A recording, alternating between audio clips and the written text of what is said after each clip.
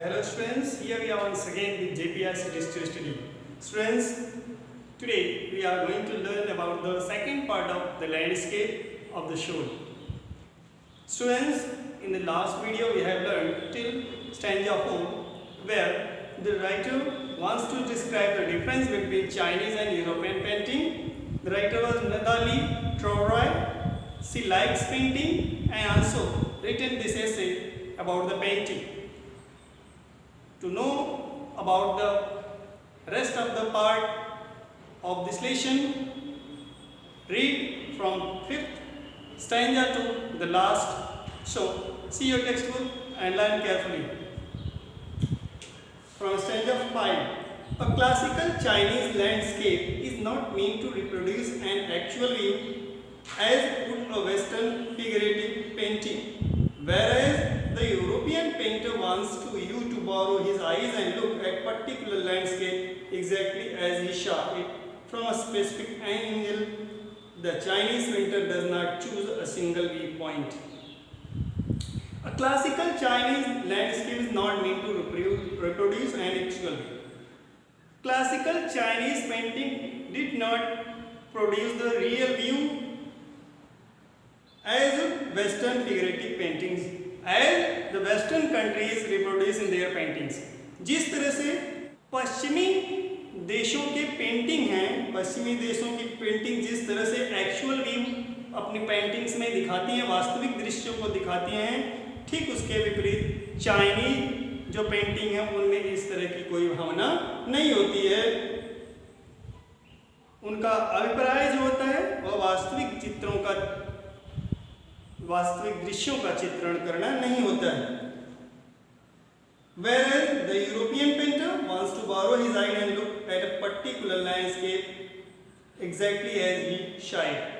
And beside it, the European painter wants to draw the landscape view of which they saw. और ठीक इसके विपरीत जो European चित्रकार है वह क्या चाहता है? वह अपनी आंख से जो देखता है भूदृश्य को उसी को वह अपनी पेंटिंग में प्रदर्शित करने का मीन्स रियल व्यू दिखाने का प्रयास करता है और उस तरह से बनाता भी है. From a specific angle the Chinese painter does not choose a single view point. जबकि जो चाइनीज वो क्या करता है? Choose a single view point, केवल एक does not choose a single view point के दृश्य देखने का केवल एक एंगल नहीं क्रिएट करता है. His landscape is not a real one, भले उसका भूदृश्य वास्तविक न हो and you can enter it from any point, फिर भी आप उसमें किसी भी कोने से किसी भी पॉइंट से एंटर कर सकते हैं. मीन्स जब आप उसकी ओर देखते हैं तो आपके विचार कहीं से भी उस पेंटिंग के अंदर जा सकते हैं, उसको समझने का प्रयास कर सकते हैं. देन ट्रैवल इन इट, और उसमें विचार करते हैं. ट्रैवल का मतलब यहाँ टू थिंक से है.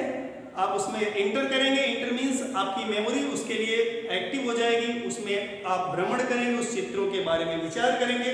The artist creates a path for your eyes to travel up and down and the painter create in his painting to travel to think to the viewer. और जो पेंटर है वह Weaver यानी जो देखने वाला है उसके लिए इस तरह का पाथ क्रिएट करता है, इस तरह से दृश्य बना के रखता है कि वह कहीं से भी अगर थिंकिंग वाला व्यक्ति है तो उसको देखते हुए उसमें विचार कर सकता है, उसके बारे में जान सकता है, कल्पना कर सकता है.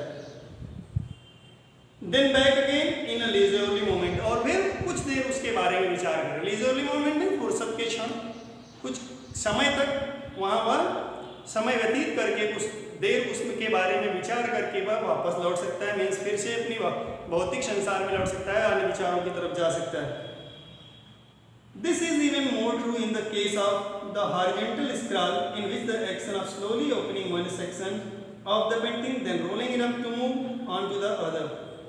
This is even more true in the case of the horizontal scroll. और कहते हैं कि जब क्षैतिज व्यू कोई होता है, क्षैतिज चित्रण अगर कहीं किया गया तो उसमें यह और भी अधिक क्लियर स्पष्ट होता है, और भी अधिक स्पष्ट होता है. In which the action of slowly opening one section of the painting, जिसमें आप धीरे से पेंटिंग के एक प्रविष्ट हो सकते हैं पेंटिंग के एक कोने से विचार करते हुए, then rolling it up to move on to the other, और फिर उन विचारों से हटकर दूसरे विचार की ओर मुड़ सकते हैं। एज डायमेंशन ऑफ टाइम, और एक सेक्शन से जब दूसरे सेक्शन में जाते हैं तो उसके साथ समय का जो आयाम है, टाइम ऑफ डायमेंशन है, वह भी अपने आप जुड़ जाता है, which is unknown in any other form of painting, जो कि अन्य किसी पेंटिंग में दिखाई नहीं पड़ता है, केवल चाइनीज पेंटिंग में ऐसा संभव है। It also requires the active participation of the viewer, and the Chinese painting is always required the activeness of the viewer. वह हमेशा जो देखने वाला है, जो दृष्टा है, उसके सक्रिय होने के बारे में विचार करता है। वह सोचता है कि जो उसको देखने वाला है वह हमेशा सक्रिय विचारधारा का व्यक्ति हो, who decides at what pace he will travel through the painting, जो कि यह निर्णय करे कि किस गति से, किस पेस से वह उस पेंटिंग के बारे में विचार करेगा, कैसा उसके बारे में सोचेगा। A participation which is physical as well as mental, और वह पार्टिसिपेशन कैसा होना चाहिए, physical as well as mental, means भौतिक रूप से भी हो, यानी शारीरिक रूप से भी हो, और साथ ही साथ मानसिक रूप से भी हो। The Chinese painter does not want you to borrow his eyes, he wants you to enter his mind। और चाइनीज पेंटर की खासियत क्या होती है, वह चाहता है कि आप उसके बनाए हुए चित्रों में केवल अपनी आंखों को न ले जाएं, बल्कि केवल आंखों से न देखें, बल्कि मन से भी उसके बारे में आप विचार करें। The landscape is an inner one, a spiritual and conceptual space। Landscape is an inner one, जो भूदृश्य है वह कैसा है, एक आंतरिक है, भूदृश्य आंतरिक है, स्पिरिचुअल आध्यात्मिक है, एंड कॉन्सेप्चुअल स्पेस और वैचारिक क्षेत्र। Concept means the thinking, thoughts. कैसा है, landscape is an inner one, भूदृश्य आंतरिक है, स्पिरिचुअल आध्यात्मिक है और वैचारिक भी है। This concept is expressed as shanshui, literally mountain water which used together represent the word landscape। This concept is expressed as shanshui।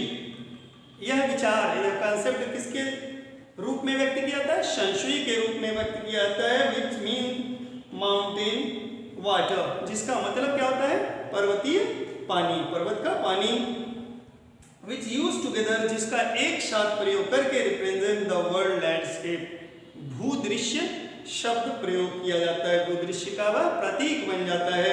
More than two elements of an image, these represent two complementary poles. More than two elements of an image, two elements means दो तत्व, किसी भी image के दो तत्व मिल करके represent two complementary poles, दो पूरक ध्रुवों का निर्माण करते हैं। Reflecting the Taoist view of the universe, और वह जो दो पूरक ध्रुव के प्रतीक होते हैं, और वो डाओइस्ट मीन्स दाओ के विश्व की कल्पना भी करते हैं, किस यूनिवर्स की, वह रिफ्लेक्शन भी क्रिएट करते हैं, यानी जिस तरह का दाओ संसार चाहते हैं उस तरह का संसार यह दृश्यों के दो कॉम्प्लीमेंट्री पोल्स हैं, पूरक ध्रुव हैं, यह उसको पूरा करते हैं। द माउंटेन इज यंग, और ये दोनों क्या है, माउंटेन और वाटर। ये जो दो पूरक तत्व हैं कौन कौन है, माउंटेन है और वाटर है। The mountain is young reaching vertically towards heaven. Mountain को क्या कहता है पेंटर, कहता है माउंटेन यंग है, उसका नाम क्या है, यंग है, रीचिंग वर्टिकली टुवर्ड्स हेवन, जो कि लंबवत रूप से आकाश की ओर उठता है। Stable, warm and dry in the sun. Stable means स्थिर है, वार्म गर्म है, and dry in the sun, और जब सूर्य की धूप होती है तो उसमें स्थिर रहता है, गर्म रहता है और शुष्क रहता है। वाइल द वाटर इज, जबकि पानी क्या है, यिन है, horizontal and resting on the earth, वह क्षैतिज है और पृथ्वी पर स्थिर रहता है, आराम करता है। फ्लूइड, मॉइस्ट एंड कूल, तरल है, नम है और ठंडा है। The interaction of in the receptive feminine aspect of universe energy. Yin interaction of in कैसा है? इन जो है ग्रहणशील है, वह किसी चीज को ग्रहण कर लेता है। The receptive feminine aspect of universe energy, और ब्रह्मांड की जो ऊर्जा है उसका क्या है? वो नारी तत्व है। जल जो है वह नारी तत्व है। And its counterpart yang active and masculine is of course a fundamental notion of Daoism. और जो पर्वत है वह पुरुष स्वरूप है, मेल है, मैस्कुलिन है, which is often overlooked is an essential third element, the middle void where their interaction takes place. What is often overlooked is an essential third element, और इन दोनों के साथ एक तीसरा जो पहलू दिखाई देता है वह क्या है? वह खाली स्थान है, जहां पर इन दोनों को मिलने का, दोनों के मिलने का स्थान होता है, वह रिक्त स्थान होता है। void means होता है the empty place. This can be compared with the yogic practice of प्राणायाम, और इसको योगिक प्रैक्टिस मीन्स योग अभ्यास, योग अभ्यास के प्राणायाम से इसकी तुलना की जा सकती है। Breathe in, retain, breathe out means सांस लेना, रोकना और बाहर करना। The suspension of breath is the void where meditation occurs, and the suspension of breath, और श्वास का जो निलंबन है, श्वास को जो समाप्त करने की क्रिया है, रोकने की क्रिया है, is the void where meditation occurs, means जहां साधना होती है, मेडिटेशन occurs means जहां साधना होती है वहीं पर क्या है? वहीं का श्वास का निलंबन कैसा है? void means रिक्त है, शून्य। श्वास का निलंबन वहीं शून्य होता है जहां पर साधना होती है। साधना के द्वारा ही श्वास के निलंबन को शून्य किया जा सकता है। Nothing can, the middle void is essential, nothing can happen without it। और मध्य का शून्य क्या है? The middle void means मध्य का शून्य is essential means आवश्यक है, because nothing can happen without it, क्योंकि इसके बिना कुछ नहीं हो सकता। Hence the importance of the white unpainted space in Chinese landscape। ठीक उसी प्रकार से जिस प्रकार से चाइनीज पेंटिंग में जो सफेद रंग का खाली स्थान होता है, अगर वह नहीं है तो पेंटिंग की कोई वैल्यू नहीं है। ठीक उसी प्रकार से जब मध्य का शून्य नहीं है कि कब प्राणायाम में, यानी वो निलंबन नहीं है, तो वह भी व्यर्थ है, वैसी साधना व्यर्थ है। ठीक उसी प्रकार से जब चाइनीज पेंटिंग में वाइट कलर नहीं है, जहां पर कुछ नहीं भरा गया हो, तो वह चाइनीज पेंटिंग भी व्यर्थ है। इस प्रकार से राइटर योग प्रैक्टिस और चाइनीज पेंटिंग की दोनों की तुलना करता है। This is also where man finds a fundamental role in what space between heaven and earth he becomes the conduct of communication between both poles of the universe. His presence is essential even if it's only suggested. Far from being lost or oppressed by the lofty peaks, he is in Francois Cheng's wonderful expression, the eye of the landscape. This is also where man finds a fundamental role. यही वह स्थान है जहाँ मनुष्य की महत्वपूर्ण भूमिका होती है। In that space between heaven and अर्थ, और उस स्थान पर जो कि पृथ्वी व आकाश के बीच में, पृथ्वी व आकाश के बीच में जो स्थान है, in that space between heaven and earth, पृथ्वी व आकाश के बीच में वह स्थान जो ब्रह्मांड है, ही becomes the conduit of communication. मनुष्य क्या करता है? इन दोनों के बीच में संचार का केंद्र बन जाता है, संचार का चैनल बनता है। कंड्यूट ऑफ कम्युनिकेशन इज संचार का चैनल, संचार का साधन बनता है। कौन? मानव, यानी इन दोनों को जोड़ने का कार्य कौन करता है? मानव करता है। Between both poles of the universe, जो कि ब्रह्मांड के दो ध्रुव हैं। कौन है वो? पृथ्वी और आकाश। हिज प्रेजेंस इज एसेंशियल, इसलिए उसकी उपस्थिति आवश्यक है। Even if it's only suggested, चाहे उसका आभास ही हो, केवल उसका आभास ही हो, आवश्यक है।